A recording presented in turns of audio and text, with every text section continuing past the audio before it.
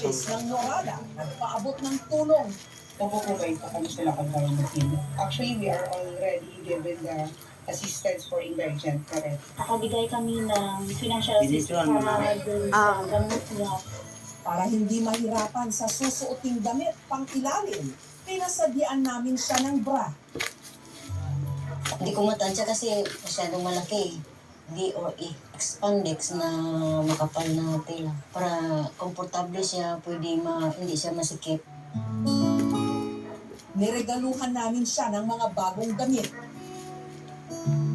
Nagpaabot din ang aming team ng tulong pinansyal. Madami salamat kay NCS tapos sa Jessica Soha sa inyo nga bulig sa amon. Sa bawat araw na lumilipas, mas bumibigat ang pasan ng mag-inang Ana at Maya.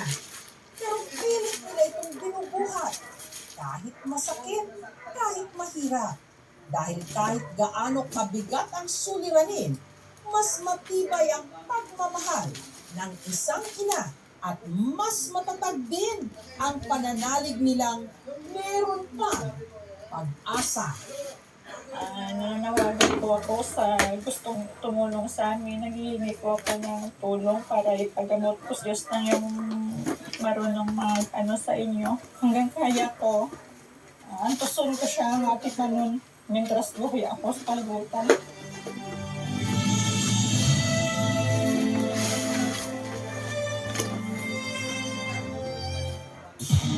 Hila ng tipit. Ito na ba ang matibay na pruweba sa Badin na makalat na kwento na merong gumagalang Tingin ka na? sa Tagig? After checking video, una akong pinilabutan kasi nakita ko yung bagay. Parang merong laway na tumutulog. Yung flexibility ay kakaiba talaga. Titigang maigi ang video. Hila nga ba talaga ito ng tipit? Titigan na ang katotohanan sa aming pagbabalik.